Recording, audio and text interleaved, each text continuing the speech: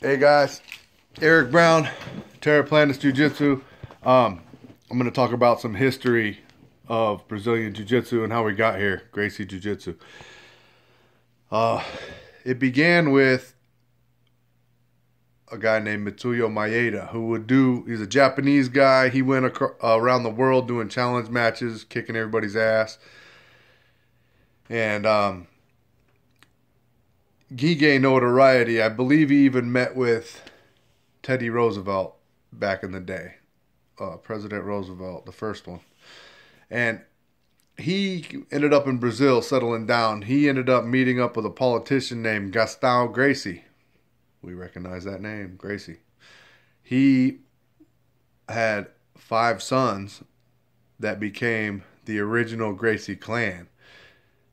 How that happened was Mitsuyo Maeda took on Carlos Gracie Sr. as a student. Carlos Gracie Sr. doesn't get enough credit because he's the George Washington of Brazilian Jiu-Jitsu, of Gracie Jiu-Jitsu. He's the founder. He's number one. He taught the other 4 brothers Jiu-Jitsu. He died in the early 90s, so his horn wasn't tooted the same way his 5th youngest brother is, Helio Gracie. So here we go. The oldest brother was Carlos, then Osvaldo was the second oldest. Gaston Jr. was number 3. George Gracie, the Red Cat, was number 4. And the first family champion, little known fact. He was the first family champion. So note that, because you won't hear that in very many places, but it's a fact.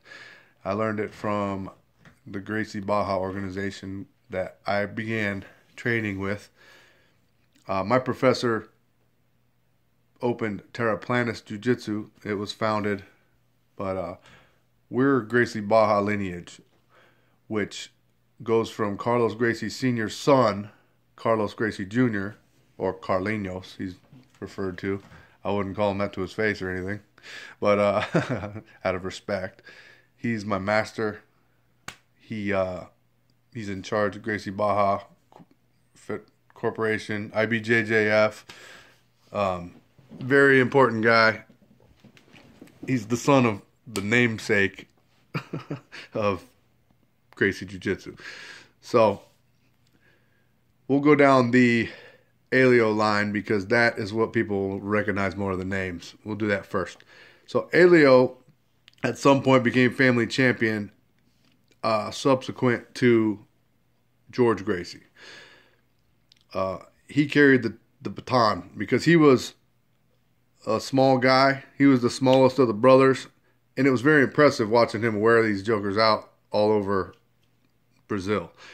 Japanese, capoeira guys, all kinds of these. The Gracie Challenge, it was called. They'd challenge anybody to a fight. Weight class was non-existent back then. And they had great success, gained notoriety, and ended up getting really huge fights. Eventually, Helio would fight Masahiko Kimura in Maracanã, which is a giant soccer stadium in Rio. And he would never submit in that fight. He famously did not tap. They threw in the towel, and his shoulder was destroyed with the technique known as the Kimura, named after that day when Kimura did it to Helio Gracie. So Helio had sons. They all had lots and lots of sons and daughters, but we'll stick to the highlights here. First, I'll veer off into Carlos's son, Carlson. Carlson, what happened was Helio he aged out of being the family champion at some point. He got old. He was small, started catching up with them. And some of these other great martial artists around the world, like Valdemar Santana, defeated him. So one of the nephews of Helio and the son of Carlson became the family champion because he would avenge that loss for the Gracie family. He would defeat Valdemar Santana, and he would carry the torch for a while. And he began to break away from the traditional ways of his father and his uncle. He would incorporate catch wrestling. He would train other arts that would influence his technique a lot, and he saw it as adding to, and his uncle Elio saw it more as diverting from jiu-jitsu. But it was part of the evolutionary process, and nobody's wrong there, because there's something to both points, from the purist and the evolution of jiu-jitsu. Some of the greatest jiu-jitsu practitioners still are just jiu-jitsu guys. Like Rickson Gracie, some of these guys, they do just those techniques so perfectly, it still defeats all these other guys that box, kickbox, jiu-jitsu, everything. But they follow the philosophy of don't do it till you get it right, do it till you can't get it wrong. They are some of these great originalist jiu-jitsu guys do it perfectly and have great success against all arts, even the mixed martial artists. So Rickson Gracie was like 13-0 in mixed martial arts, fought big guys, all Funaki, big tall guys. He was amazing. He's known as the greatest Gracie by most people. But we'll get to him. We broke off to Carlos there and went Carlson. Carlson carried the torch for a while. Holes became the family champion at some point, and he was a little bit older than Elio's. He was a son of Carlos. He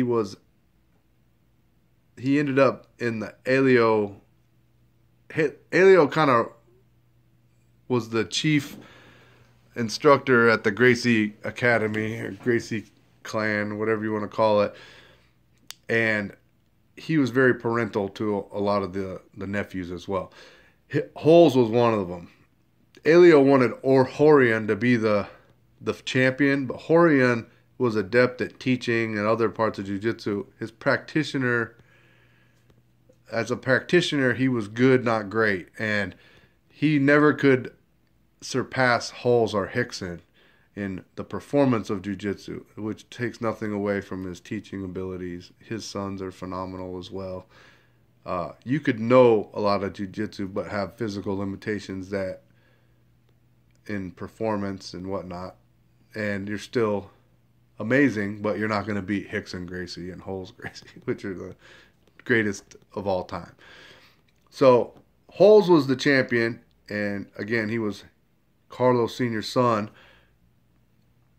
He was kind of running the classes at the time, as I understand it, and he was a belt ahead of a lot of the other Elio's sons that they trained with. And amongst those was Carlos Gracie Jr., who is my master. Holes, he learned from Carlos Sr., his father, Elio Gracie, and Holes Gracie. Those are the three big influences on Carliños. Carliños is significant because he runs Gracie Barra, the biggest, most influential jiu-jitsu academy worldwide. In essence, he's taught more jiu-jitsu to more people than anybody that's ever lived through the academy. That's what we came up as, Gracie Barra, until the last year or so. Terra Planus was founded by my professor. I go with my professor because That's how I roll. So now I'm Terraplanis. But I pay homage to the Gracie Baja line because of all they've created, they've passed on. The legacy is amazing. So under Carlinos, or Carlos Gracie Jr., Master Carlos, is Professor Eduardo de Lima. Eduardo, we know him. He's awesome. He comes to do seminars all the time in Augusta here. And he is the professor of my professor, Joshua Faca Miller. Faca means seal because he's got a slippery head. It's hard to choke him with guillotines and stuff. So that our lineage goes Carlos Gracie Sr., Carlos Gracie Jr., Eduardo de Lima, Joshua, myself. And I give honorable mention to Brandon New, one of Joshua's black belts. He is also a big influence on me and one of my professor mentors. I'm going to go back to the Elio line to close out this video. We got the Holes was the family champion after Elio, and now we're getting back into Elio's kids. So again, Holes was Carlos's kid, even though he was with Elio training all that time. The Hickson, okay, back up. Holes got in a hang gliding accident and died when he was in his 20s. It's awful, you know. Big future ahead. He was just the leader of that generation of practitioners in the Gracie family. And at the time, he was the family champion, the greatest of all. Hickson was catching up, or right with him at the time that started happening. I'll put it like this: their cousin Higan Machado has had, 100 fights or something like that. He's lost twice only. Both of the losses were to Hickson Gracie, his cousin. So Hickson was undefeated in MMA, undefeated in jiu-jitsu. So he's beat the hell out of people on Copacabana Beach. He beat Zulu, these people that picked a fight with the wrong guy at Copacabana Beach. One of the baddest jokers ever. He's choked out thousands of people. And so I'll Google Hickson Gracie. If you don't know, you need to know. He's the best. His little brother was Royce Gracie. You all know who he is. UFC 1, UFC 2, UFC 4. Beaten 3 or 4 guys in a night. Undefeated, and through that period, he came back when he was old and lost to like Matt Hughes, I think. One of the best ever also. But Royce wasn't a great Gracie. He was just another jiu-jitsu guy that was good, not great, from the Gracie clan. Originally, the oldest brother of Royce, Horian, who started the UFC, he originally wanted to get Hickson to fight. Hickson was like not getting anything out of it. Horian was getting all the pub, all the money, and everything, and he was overstepping the line as the big brother, the heir apparent. And Hickson's like, look, I'm the best guy here. I'm just a year or two younger than you. I'm going to do my own thing. He went and fought in Japan and made his own money. While Horian said, okay, fine, well, I'll stick Royce in here. Royce was like, okay, I'll do it. And as a statement to the art, Royce had a great success in the UFC. And here we are today. His influence can't be overstated. You know, people know about Gracie Jiu-Jitsu because of Royce and what he did the performing.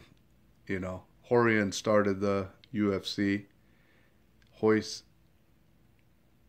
had to get in there and seal the deal, show what, you know, he's beating up great guys.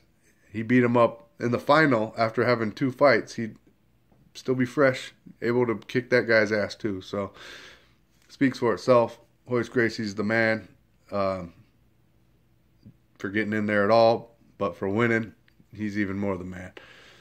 So, in summary, my lineage: Carlos Gracie Sr., Master Carlos Gracie Jr., Eduardo de Lima, Joshua Faca Miller, and myself. Other notable members of the Gracie family: Osvaldo,